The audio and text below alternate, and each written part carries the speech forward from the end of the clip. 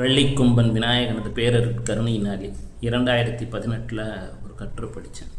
Elon Musk உலகம் என்று சொல்லக்கூடியது ஒரு 3D சிமுலேஷனாக, அதாவது ஒரு 3D கற்பனை பிம்பம் போல ஏதோ நம்மை தாண்டிய ஒரு சக்தி இந்த மாயையை உருவாக்கி கொண்டிருக்கிறதா என்றெல்லாம் எழுதியிருந்தேன். ஆமாம், உலகத்தில் நம்ம காணக்கூடிய காட்சிகள், எண்ணக்கூடிய செயல்கள் அனைத்தும் ஏதோ ஒரு வகையிலே நம்மை தாண்டிய ஒரு பெரும் பரம்பொருள் பிரபஞ்சம் என்று சொல்லக்கூடிய சக்தி உருவாக்கக்கூடிய மாய வினோதமாகத்தான் இருக்கிறது. இடம், பொருள், காலம் என்று சொல்லக்கூடிய டைம் அண்ட் ஸ்பேஸ் என்பது இந்த மூன்றுமே சேர்ந்து ஒரு முக்கோணம் போல இயங்கிக் கொண்டிருக்கிறது.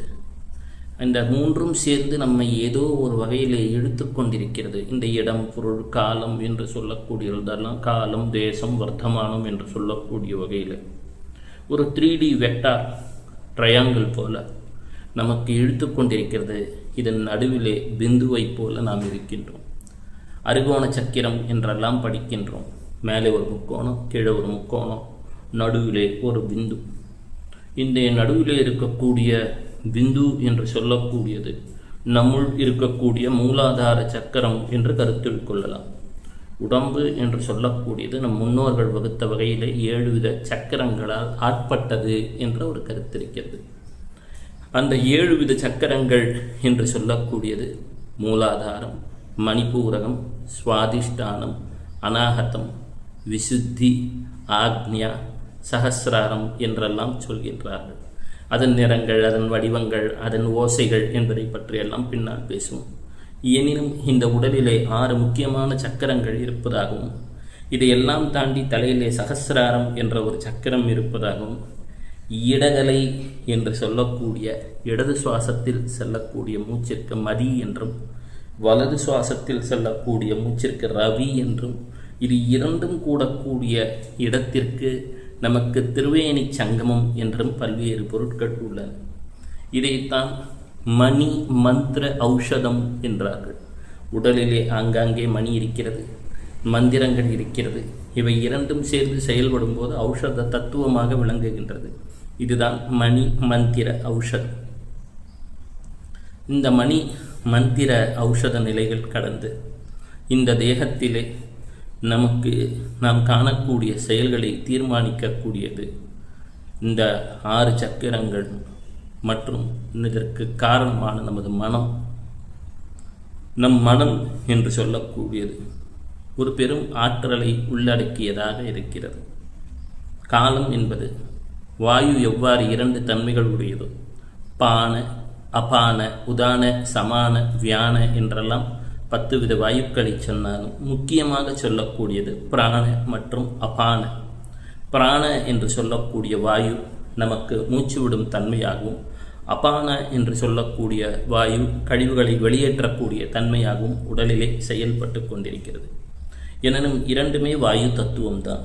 அதுபோல நான் என்று சொல்லக்கூடிய உணர்வு அதையும் ஒரு உணவாக தான் சொல்லணும். நான் என்ற எண்ணம் நமக்கு ஒரு அகங்காரம் என்று சொல்லுகின்றோம். அகங்காரம் என்று சொன்னால் வடமொழியிலே எழுத்துக்கள் ஆவிலே ஆரம்பித்து ஹாவிலே முடியும். அது அனைத்தையும் கொண்டால் அகம், எல்லாம் அனைத்தும் நானே என்று தன்னுள் தன்னை உணர்ந்தவர் அகத்தீசர், அதாவது அகத்தீசர். அப்பொழுது இந்த அகத்துள் நமக்கு ஈசனாக வழங்கக்கூடியவர் நம் வகுப்புகளில் வெற்றியை தரட்டும். இந்த அகங்காரம் என்று சொல்லக்கூடிய சக்தி தான் குண்டலினி என்ற சக்தியாகவும் மூலாதாரத்திலே செயல்படுகிறது. எவ்வாறு இருளிலே ஒளி இருக்கிறதோ, ஒளியிலே இருள் இருக்கிறதோ, இரண்டுமே ஒன்றை ஒன்றைத்தான் சார்ந்திருக்கிறது. இருள் இல்லாமல் ஒளி இல்லை, ஒளி இல்லாமல் இருள் இல்லை. இவை இரண்டும் ஒன்றை ஒன்று சார்ந்திருக்கிறது.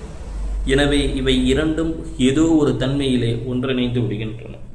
இந்த நான் என்ற உணர்வு, நான் யார் என்ற ஒரு தேடல் ஏதோ ஒரு நிலையிலே நமக்கு நம்முள் உள்ள குண்டலினியாம் சிவகுகந்தனம் காக்க என்று சொல்லக்கூடிய நிலையிலே அந்த குண்டலினி சக்தியை நமக்கு அருள் விளக்காக ஒளியேற்றி விடுகிறது.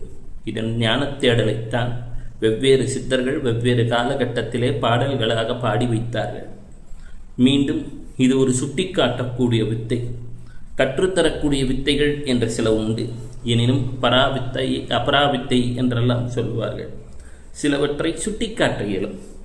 எனவே இந்த சுட்டிக்காட்டக்கூடிய பயணத்தின் தொடக்க நிலையிலே தான் இருக்கின்றோம்.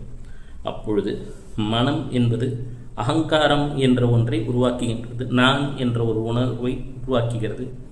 இந்த அகங்காரத்தின் தன்மையினால் நாம் அறியக்கூடிய ஒரு பொருளாகத்தான் குண்டலினி இருக்கிறது. இந்த குண்டலினி என்பது மூலாதார சக்கரத்தில் செயல்படுகிறது. நாம் காணக்கூடிய அனைத்துமே ஒரு காட்சி மாயையாகத்தான் இருக்கிறது.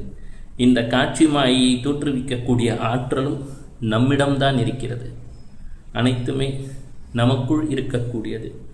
நாம் நமக்குள் தேடக்கூடிய பயணம்தான் ஆன்ம அகம் ஆன்மீகம், புறத்திலே தேடக்கூடியது அல்ல. எனவே இந்த அகத்தின் பயணத்திலே அனைவரும் இணைந்துள்ளீர்கள். மீண்டும் நம்மை நமக்குள் நாடுவோம். சிவ சிவ, இது வெறும் துவக்கமே.